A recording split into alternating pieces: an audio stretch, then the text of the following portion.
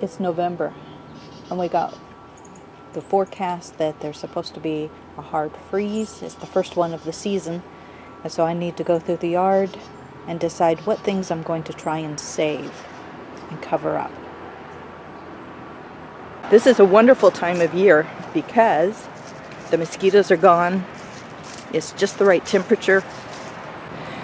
So my trellised beans definitely won't survive a hard frost. They've survived the last couple of light frosts, but definitely they're going to be gone. So I'm picking everything that is green, but like this one I'm going to save for the seed.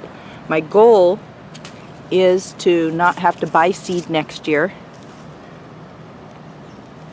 And I'm looking around, pick everything that's green, save the chunky ones for seed, and I'll eat the other ones. And then I'm just going to go ahead, pull out all the rest of these vines so that it's a nice flat area, and then we'll start building up this area with chipped stuff, grass clippings, things like that, preparing it for next year. I love how the marigolds here came up again. The first set that I had planted died back. It went through its lifespan, and then it reseeded itself. And I just love the way these seeds, as they reseed themselves, there's all kinds of different colors in the marigolds. So I didn't even plant these. They reseeded themselves from what was there, and the old plants were what had come up by themselves from the year before. So I really enjoy seeing this color. Have some over here too.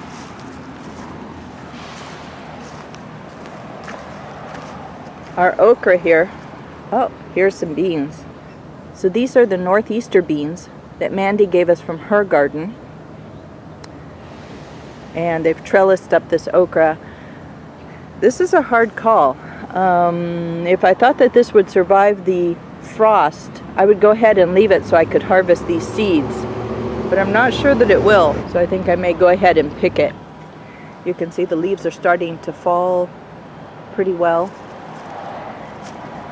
The peppers here in area 1 are not doing particularly well. I think I'm not going to try and save these from the frost. There's no peppers on them. There's a few little peppers.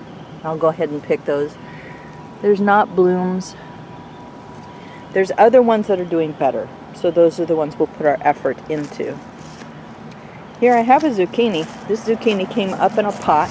I wasn't expecting it, so it's untimely. I've got this zucchini here, which is cute, but there's just almost no chance this is going to survive a hard freeze.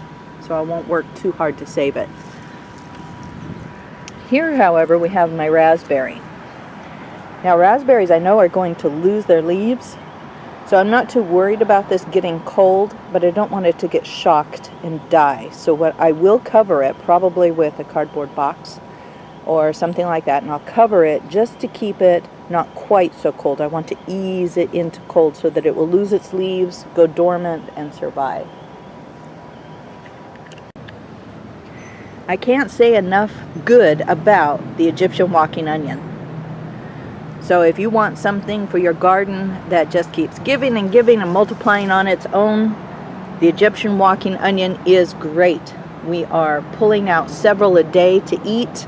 They're a pretty good size. These are ones that I transplanted from the bulbs just a couple months ago, and they are eating size now. These will survive all winter long. And I'll show you our other patch up there also of Egyptian walking onions. So I heartily recommend the Egyptian walking onions. I'll put the link to the video on that in the description. Except for the onions. I'm not going to try and save these peppers. This is a sad time of year when I have to decide that a plant is not worth trying to save through a hard frost. This has a little bloom here and it hasn't fallen off. It's got some little blooms, but this plant is just so small. Actually, this might be a good one to dig up and put in a pot. I think I'll do that. You see that its stem is here, so this plant is only this tall, unlike some of these others that got long. See, this one is very, very long. This one is just short. That's a good idea. I'll dig this one up, we'll put it in a pot and see what happens. So this is what we call area 3. It's here underneath the walnut tree. On this side we planted onions. This area didn't do very well, and so we decided it was going to go all onions and strawberries. I definitely will cover the strawberries. I won't worry too much about them because they can take a freeze. But my big question is what else over here I should attempt to save. So I've got this nice little chili pepper here. And you see it's got blooms, it's got fruit growing, it's pretty compact. If I can put a box over this and maybe a window box around it, I may go ahead and try and save this one because it's doing so well even in this cool temperature. So here's a tomato plant in area number 3. It's hardy and healthy. This type of tomato here, you can see it's setting tomatoes, which is wonderful. The odds of it not succumbing to a hard frost, pretty slim. And then over here on the other side of this fence, I've got a pepper plant that has multiple blooms. This is a banana pepper here, you can see. It's growing its banana pepper. It's got multiple blooms. And here next to it, this pepper has some blooms here forming that haven't fallen off.